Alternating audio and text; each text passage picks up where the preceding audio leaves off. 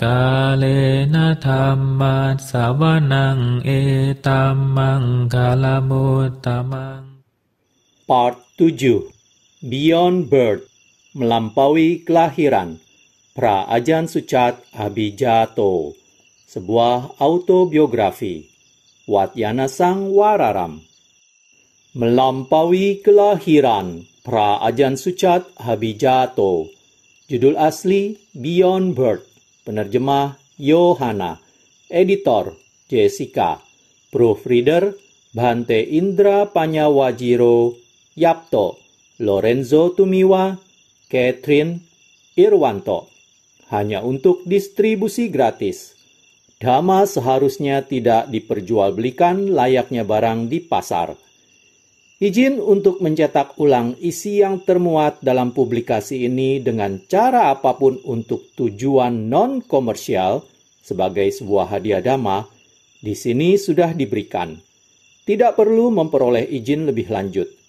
Mencetak ulang dengan cara apapun untuk keuntungan komersial dilarang secara tegas. Isi yang termuat dalam publikasi ini tidak boleh dimodifikasi dengan cara apapun. Buku ini tersedia untuk diunduh secara gratis di www.prasuchart.com, www.kamathana.com. Watyanasang Wararam, Chonburi, Thailand. Email asisten.ajansuchat@gmail.com. Masih di bab 3, memutuskan untuk ditahbiskan. Jika Anda benar-benar ingin berlatih meditasi, ditahbislah. Kita masuk kepada topik penahbisan. Pada awal Februari, setelah bermeditasi di Wat Chong Lom selama 1 bulan, saya pergi ke Wat Bowon seperti yang disarankan oleh kepala wihara. Setibanya di sana, saya bertemu dengan seorang biku Inggris, Prakantipalo, yang telah ditahbiskan selama 10 tahun. Dan saya memberitahunya tentang latihan meditasi saya. Beliau senang dan bersemangat tentang hal itu. Mengatakan bahwa beliau belum pernah bertemu dengan orang Thailand yang berlatih dengan cara ini. Ketika beliau mengetahui bahwa saya ingin ditahbiskan, beliau segera pergi untuk memberitahu Somdet Pranyana Sangwara, dan saya pun dipanggil untuk pertemuan dengan Somdet. Hari itu saya masih memakai pakaian hippie saya. Somdet bertanya, "Apakah kamu mengenal siapapun di wihara ini?" Dan saya menjawab, "Saya baru saja bertemu dengan seorang biku." Beliau bertanya, "Apakah orang tuamu masih hidup?" Dan saya menjawab, "Ya." Maka beliau berkata, "Bawa mereka untuk bertemu dengan saya." Saya bertanya, "Dapatkah saya membawa salah satu di antara mereka?" Yang beliau jawab, "Ya." Saya pulang ke rumah untuk memberitahu ibu saya bahwa saya berencana untuk ditahbiskan dan membutuhkan salah satu orang tua saya untuk pergi menemui Somdet di Wat Bowon. Ketika ibu saya mendengar itu, beliau sangat senang dan kekhawatirannya tentang saya tampaknya terangkat. Ibu saya pergi bersama saya untuk menemui Somdet, dan beliau menjadwalkan saya untuk ditahbiskan pada hari yang sama dengan putra seorang jenderal angkatan udara yang baru saja menyelesaikan. Di halaman berikutnya terdapat sebuah foto dengan tulisan di bawahnya adalah Somdet Prasangkharaja Chaukroma Luang Wajirana Nasangwara, Sangkharaja ke-19 Thailand, juga dikenal sebagai Somdet Pranyana Sangwara. Kita masuk ke halaman berikutnya, terdapat sebuah foto kembali dari Aula Uposatha di Wat Bowoniwet. Baiklah, kita lanjutkan kembali pembacaan. Saya akan membacakan sedikit kalimat di halaman sebelumnya yang terputus karena adanya kedua foto tersebut. Dan beliau menjadwalkan saya untuk ditahbiskan pada hari yang sama dengan putra seorang jenderal angkatan udara yang baru saja menyelesaikan studi pasca sarjana di Amerika Serikat dan akan ditahbiskan dalam waktu dekat. Sebelum penahbisan saya pergi untuk memberitahu ayah saya. Dan ketika beliau mendengar tentang hal itu, air mata mengalir di wajahnya. Karena beliau mengira saya sudah gila. Beliau berkata, "Apakah kamu gila? Kamu mengalami banyak kesulitan untuk pergi dan mendapatkan pendidikan di luar negeri. Dan bukannya menikmati sebuah pekerjaan yang bagus, kamu malah berkeinginan menjadi seorang pengemis. Apa kamu gila?" Sebagai orang China, beliau tidak bahagia dan beliau tidak terlalu memikirkan ataupun terkesan dengan saya yang menghabiskan hidup saya dalam penahbisan. Beliau memiliki sudut pandang yang berbeda dan melihat tubuh sebagai milik kita.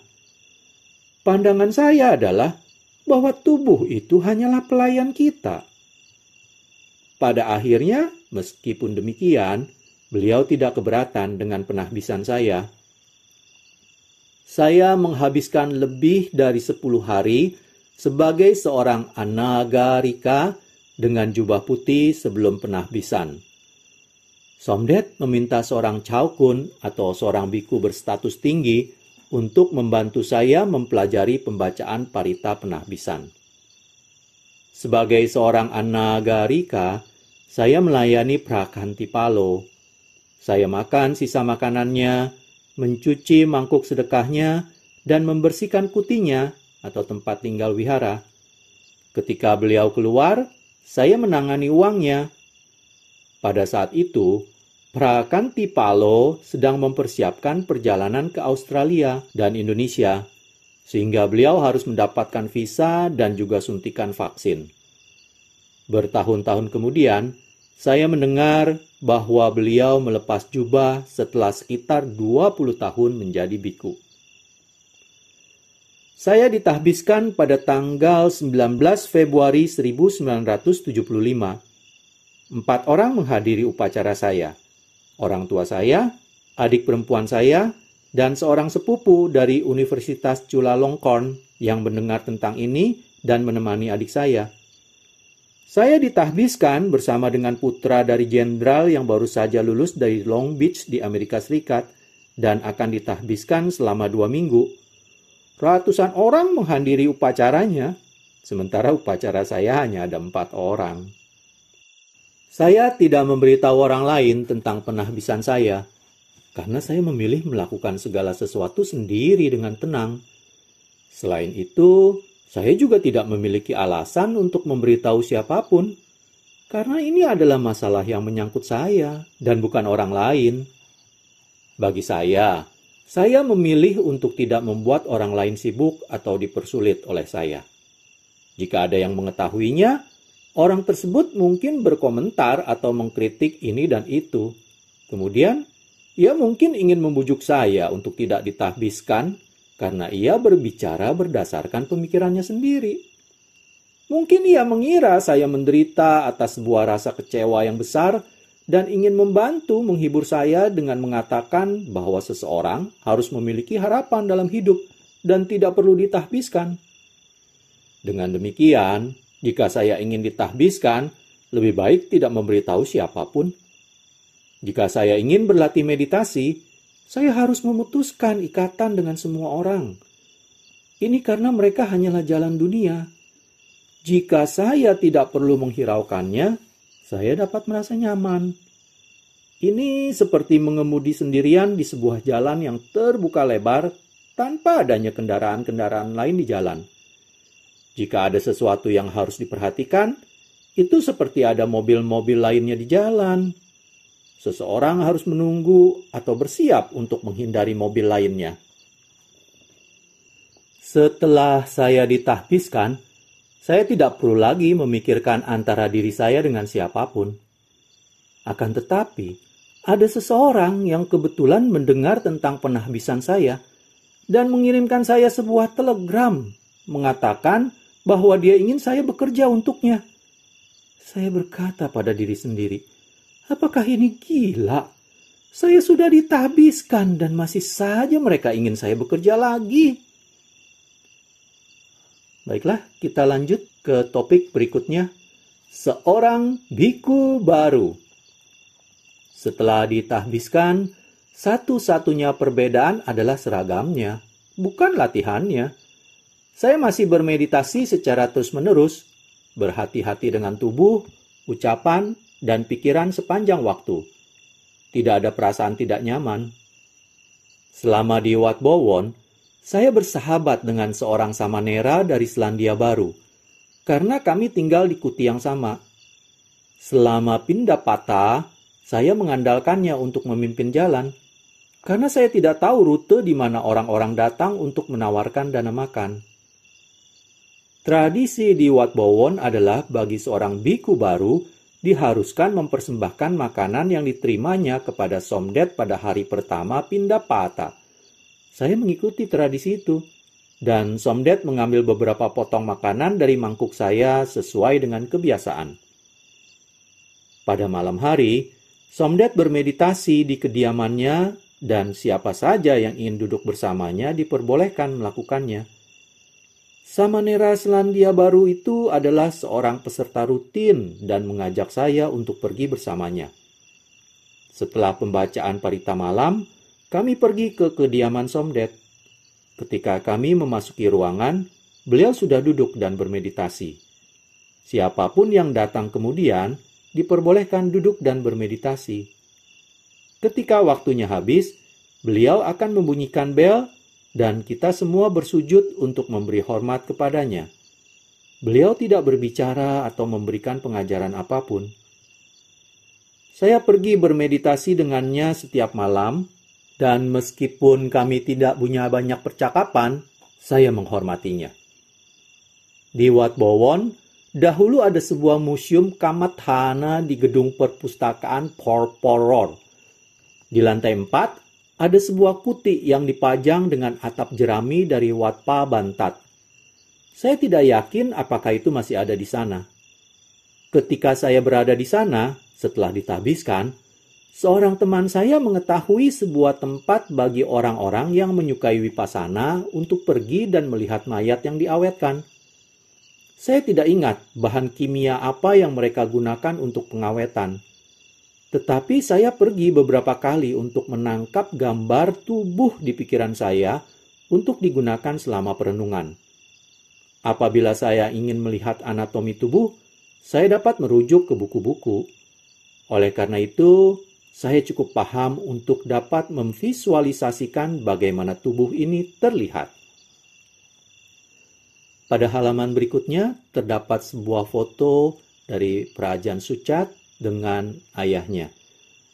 Dengan tulisan di bawahnya, "Bersama ayah saya." Di halaman sebaliknya, terdapat sebuah foto dari Yang Mulia Ajahn Mahaboa Nyana Sampano. Dan di bawahnya terdapat sebuah kutipan dari Prajan Sucat Abhijato. Ketika saya pergi untuk tinggal bersama Luangta, beliau menyebutkan bahwa saya tidak boleh berpikir tentang pergi kemanapun selama 5 tahun pertama.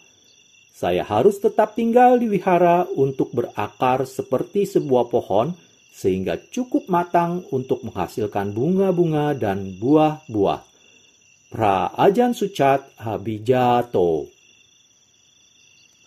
Baiklah, di halaman berikutnya kita akan mulai bab 4. Ayah, Ibu, Guru. Jika Anda tidak memiliki seorang pemimpin yang kuat dan bertekad untuk membimbing Anda tidak akan pernah dapat berhasil di jalan ini. Di halaman berikutnya kita mulai dengan topik tempat tinggal sementara, tidak ada kuti kosong. Saat berada di Wat Bowon, saya memperhatikan banyak biku asing yang berangkat ke Wat Pa Bantat. Sebab wihara Luangta Mahaboa ini direkomendasikan karena sangat baik dalam hal disiplin dan hanya diperuntukkan yang serius bermeditasi.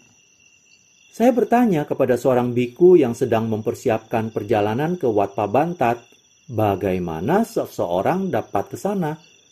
Dan disarankan bahwa saya harus menghubungi Yang Mulia Ajahn Panyawadho terlebih dahulu. seorang biku Inggris yang akan meminta izin dari Luangta yang tidak dapat berbahasa Inggris. Begitu Luangta memberikan izin, maka saya dapat pergi. Saya menulis surat kepada Yang Mulia Ajahn Panya dalam bahasa Inggris untuk menyatakan keinginan saya mengunjungi wiharanya dengan menggunakan nama Biku Abhijato, sehingga beliau tidak secara langsung mengetahui apa kebangsaan saya. Luangta mungkin berpikir bahwa saya adalah salah satu biku asing ketika beliau memberikan izin melalui Yang Mulia Ajahn Panya. Jika Luangta tidak memberikan saya izin untuk pergi ke Wat Pah Bantat, pilihan saya yang lain adalah pergi ke wihara hutan lain dalam tradisi Yang Mulia Ajahn Man di Isan, seperti wihara Yang Mulia Ajahn Tate atau Yang Mulia Ajahn Phan sebagai gantinya. Saya mempelajari tentang 3 wihara ini karena mereka terkenal di kalangan biku-biku asing. Sambil menunggu izin diberikan, saya mulai mempersiapkan surat-surat yang diperlukan, seperti buku identitas untuk biku Buddhis dan surat-surat rekomendasi. Saya berangkat segera setelah izin diberikan di awal bulan April, tiba di Wat Pah Bantat tepat sebelum hari Cakri. Saya ingat hari ini dengan jelas, karena wihara sangat sunyi selama beberapa hari setelah kedatangan saya, hanya untuk diisi dengan orang-orang pada hari Cakri. Untuk sampai ke wihara, disarankan agar saya menghubungi seorang umat awam yang biasanya membantu membawa biku-biku yang tiba di stasiun kereta api Udon Thani dari Wat Bowon ke Wat Pah Bantat. Saya mengambil kereta malam ke Udon Thani, tiba saat fajar, dan dijemput serta dibawa ke wihara. Wihara ini berbeda dari yang lainnya karena tidak banyak bangunan permanen di dalamnya. Pada dasarnya merupakan sebuah wihara hutan dengan sebuah gerbang dan sebuah jalan menuju kompleks. Luangta kebetulan turun dari kutinya saat saya tiba, dan kilesa-kilesa saya tentu saja diuji dari hari pertama itu. Ketika saya melihatnya di sala atau ruang pertemuan, beliau tidak menghiraukan ataupun memperhatikan saya sama sekali. Karena beliau pernah tinggal di Wat Bowon sebelumnya dan tahu bagaimana keadaan di sana, beliau mungkin mengira bahwa saya berasal dari keluarga penting karena saya ditahbiskan di Wat Bowon. Beliau tidak tahu bahwa saya bukan dalam kategori itu, dan bahwa penahbisan saya adalah dalam kategori orang miskin. Perlakuan yang saya terima mungkin adalah pelajaran tentang kerendahan hati yang biasanya beliau berikan kepada orang-orang seperti itu. Beliau sedang berbicara dengan Yang Mulia Ajahn Panya ketika saya pergi untuk memberi hormat kepadanya, dan pada saat itu, saya benar-benar tidak tahu cara yang tepat untuk mendekatinya adalah menunggu beliau duduk di sala terlebih dahulu. Setelah saya menyapanya, beliau bertanya, "Kamu datang dari Wat Bowon?" Dan saya berkata, "Ya, Luangta." Kemudian beliau berkata, "Kamu tidak dapat tinggal. Kamu hanya dapat tinggal di sini untuk sementara, karena kuti tidak ada yang kosong." Lalu beliau hanya berbalik dan berjalan pergi. Sejak awal, yang saya inginkan adalah menemukan sebuah wihara yang tidak mengharuskan para biku untuk bekerja. Itu saja. Oleh karena itu, ketika saya mendengar bahwa wihara ini tidak ada pekerjaan-pekerjaan, tetapi hanya meditasi, maka saya memutuskan untuk pergi ke sana. Pada waktu itu, saya tidak tahu banyak tentang kepala wiharanya, tetapi hanya mendengar reputasinya yang sangat galak, yang tidak masalah bagi saya, karena saya tidak takut akan hal itu. Saya tidak memiliki rencana cadangan pada saat itu, dan membayangkan bahwa saya harus pergi apabila Luangta tidak menerima saya. Saya telah mendengar bahwa beliau tidak menerima siapapun dengan mudah. Oleh karena itu, saya mempersiapkan diri secara mental. Saya akan datang, tinggal jika saya boleh, dan pergi jika tidak boleh. Saya telah berhasil sampai sejauh ini. Ada sesuatu yang mengarahkannya. Maka biarkan saja diarahkan kemana yang ia mau. Dhamma akan mengaturnya. Pada di halaman berikutnya, terdapat 2 buah foto dan di bawahnya terdapat tulisan Luangta Mahaboa dan Yang Mulia Ajahn Panya. Pada halaman sebaliknya, terdapat 2 foto kembali yang berisi kelihatannya Luangta Mahaboa sedang keluar dari gerbang untuk pindah patah, dan di bawahnya adalah deretan biku-biku yang akan melakukan pindah patah. Sepertinya begitu. Kita lanjutkan dengan topik ujian hari pertama. Setelah memberi hormat kepada Luangta, saya memperhatikan bahwa biku-biku lain sedang memakai jubah mereka untuk pergi pindah patah, sehingga saya segera memakai jubah luar saya. Biku pertama yang saya lihat keluar dari sala adalah seorang biku Kanada, Yang Mulia Ajahn Cherry Abhijeto, yang menyarankan agar saya bersiap-siap untuk pindah patah. Saya belum lama ditahbiskan dan belum pandai dalam memakai jubah serta mengikatkan mangkuk saya dengan sangat erat. Ketika kami berjalan keluar untuk pindah patah, kami berjalan dengan santai dan tidak buru-buru menerima makanan di mangkok kami. Namun, dalam perjalanan kembali ke wihara, rasanya seperti balapan kuda yang dilepaskan, dan semua biku hampir berlari. Saya tidak terbiasa dengan hal itu, sehingga jubah saya mulai terurai dan mangkuknya terus jatuh. Sesampainya saya di sala, semua orang sudah duduk. Karena saya baru ditahbiskan, saya duduk di ujung barisan. Luangta tidak menerapkan disiplin yang berat kepada biku-biku baru. Beliau membiarkan mereka sendiri, kecuali khususnya ada yang berkelakuan buruk, maka beliau akan memarahi mereka. Beliau terutama mengawasi semua orang sejak awal. Dan jika mereka bekerja keras, tetapi mereka lambat untuk masuk ke dalam alur, beliau tidak akan mengatakan apa-apa. Di halaman sebaliknya, kita lanjut dengan topik makan di Wat Pa Bantat. Di Wat Pa Bantat, Luangta tidak mengizinkan biku-biku untuk mengatur makanan yang masuk ke dalam mangkuk sedekah mereka sendiri. Semua biku harus membantu dalam menyendoki dan membagikan makanan ke sekeliling. Hanya Luangta yang dapat memasukkan makanan ke dalam mangkuk sedekahnya sendiri. Biku menempatkan 1 sendok dari setiap jenis makanan ke dalam setiap mangkuk sedekah. Dan tidak masalah apakah pemilik mangkuk itu menyukai makanan tersebut atau tidak.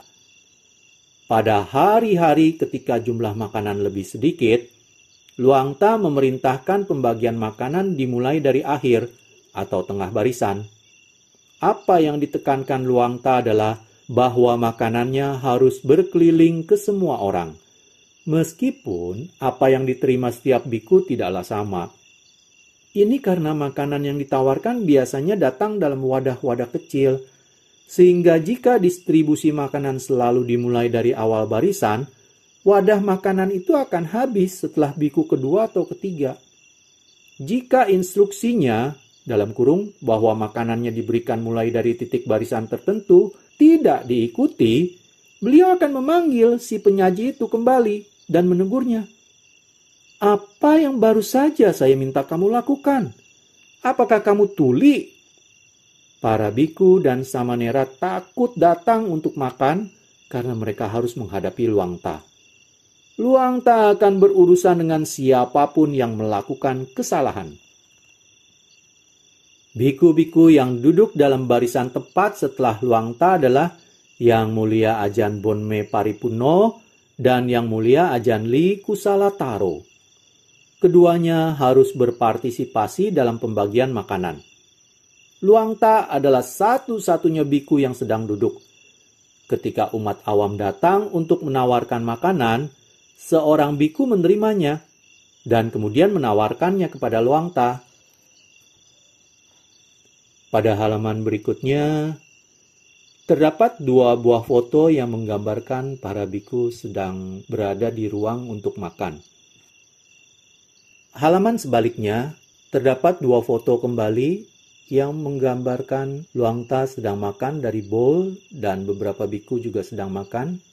Dan di bawah kedua foto tersebut ada kutipan. Biku-biku asing yang bersama Luangta bisa makan nasi ketan dan ikan fermentasi, karena mereka tidak berpikir apa yang mereka makan itu penting.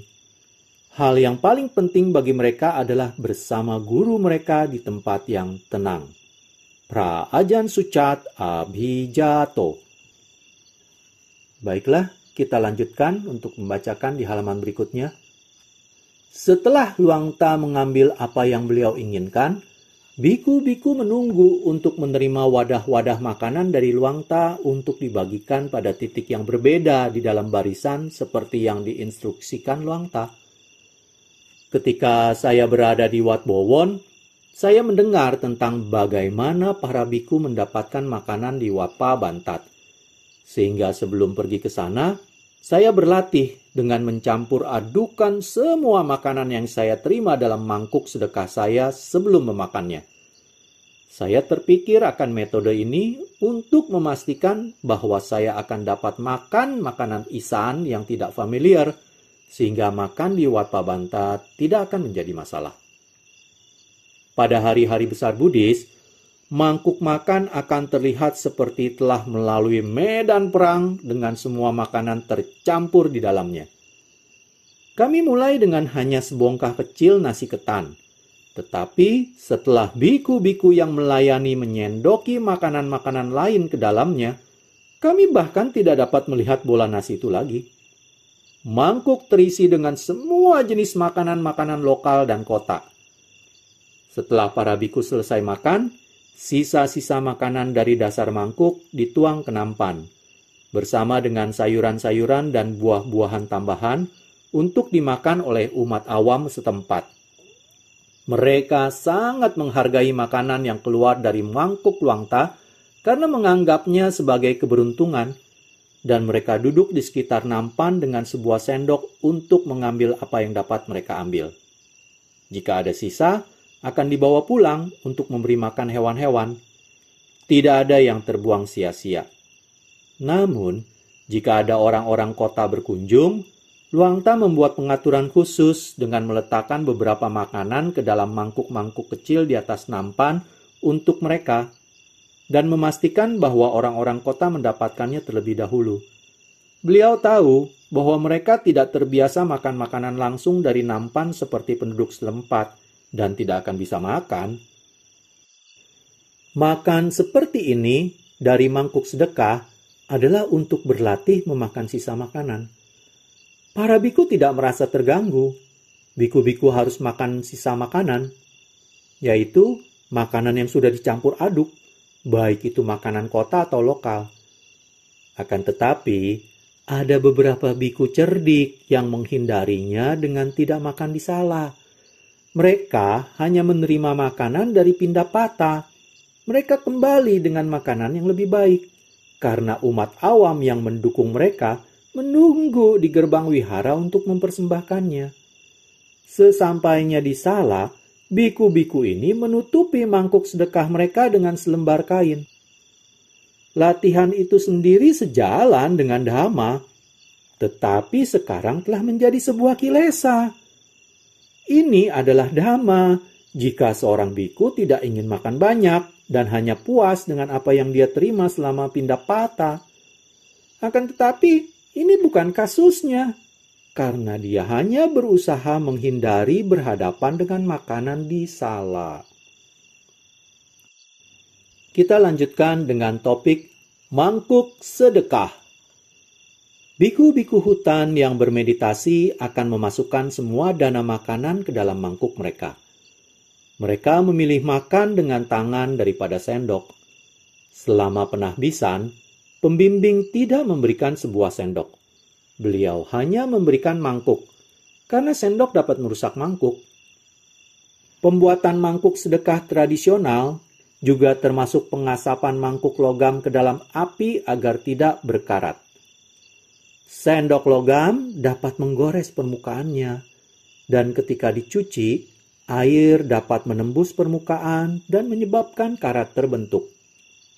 Makan makanan dari mangkuk berkarat itu beracun, sehingga mangkuk harus diasapi lagi dengan membuang permukaan lama dan membuat tumpukan seukuran kayu api kremasi meletakkan mangkuk dengan mengalaskan sebuah wadah logam di bawahnya, dan membakar sebanyak 3 atau 4 perapian sepanjang malam sebelum mangkuk dapat digunakan kembali. Oleh karena itu, di masa lalu, mangkuk sedekah itu cukup merepotkan. Para biku tidak akan membiarkan sembarang orang mencucinya. Beberapa biku bahkan tidak akan mengizinkan siapapun menyentuhnya sama sekali. Beberapa murid mungkin menawarkan untuk mencucikannya untuk guru mereka, tetapi jika seseorang tidak terbiasa dengan prosesnya, mereka tidak akan diizinkan untuk melakukannya. Ketika biku-biku mencuci mangkuk mereka harus meletakkan selembar kain atau sesuatu di bawah mangkuk untuk menjaga agar permukaan yang diasapi tidak tergores, karena akan menjadi masalah besar. Sebuah mangkuk hanya dapat diasapi beberapa kali sebelum permukaannya menjadi lecek. Ketika saya ditahbiskan, mangkuk sedekah dilapisi enamel. Sendoknya terbuat dari seng dan dilapisi enamel berwarna hijau atau putih. Enamel menjaga mangkuk agar lebih aman. Meskipun jika dibenturkan, enamelnya tetap akan pecah. Dan mangkuk harus diproses ulang untuk menghindari karat. Setelah saya ditahbiskan selama sekitar 10 tahun, mangkuk-mangkuk menjadi besi tahan karat. Sehingga biku-biku modern tidak perlu khawatir lagi akan mangkuk sedekah mereka. Di masa lalu, mangkuk-mangkuk sedekah sulit didapatkan. Umat awam tidak memiliki sumber uang dan tidak ada pabrik-pabrik di kota yang memproduksi barang-barang seperti itu. Oleh karena itu, semuanya menjadi mahal. Dan ketika Anda mendapatkannya, Anda harus tahu cara merawatnya. Akan tetapi, sekarang negara telah berkembang dan memiliki sarana untuk memproduksi semua jenis produk. Dengan demikian, mangkuk sedekah sudah siap tersedia di zaman sekarang ini. Baiklah, saya hentikan part 7 sampai di sini. Pada video part selanjutnya, masih melanjutkan bab 4, ayah ibu guru, dan membacakan topik berikutnya yaitu mengunjungi sebuah kuburan. Terima kasih.